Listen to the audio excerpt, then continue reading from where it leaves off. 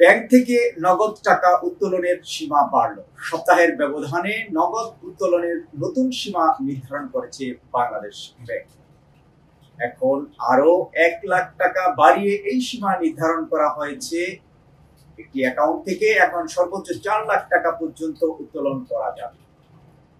গতকাল শনিবার রাতে বাংলাদেশ ব্যাংক থেকে ব্যাংকের ব্যবস্থাপনা পরিচালক বা এমডিদের এক জরুরি বার্তায় এই নির্দেশনা দেওয়া হয়েছে।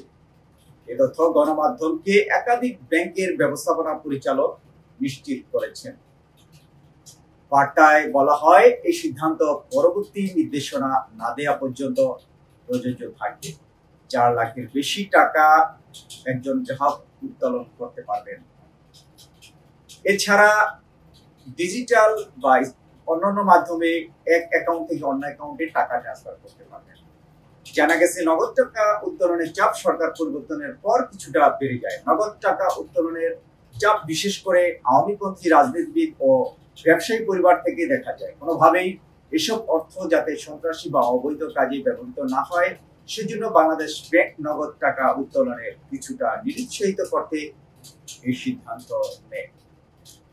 এর আগের সপ্তাহে সর্বোচ্চ 3 লাখ টাকা পর্যন্ত নগদ টাকা তোলার সুযোগ ছিল। এরও আগে গত 10 আগস্ট অ্যাকাউন্ট থেকে 2 লাখ টাকার বেশি নগদ টাকা উত্তোলন করা যাবে না বলে জানানো হয়। তারও আগে 8 আগস্ট বৃহস্পতিবার গ্রাহক 1 লাখ টাকার বেশি নগদ উত্তোলন করতে পারেন।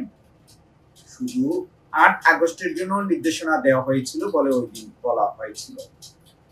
তো ব্যাংকের যেহেতু সিলিং বা নগদ টাকা উত্তোলনের যে সীমা সেটা বাড়ানো হয়েছে, এখন থেকে গ্রাহকরা সর্বোচ্চ 4 লাখ টাকা পর্যন্ত নগদ টাকা উত্তোলন করতে পারবেন। সবাইকে অসংখ্য ধন্যবাদ।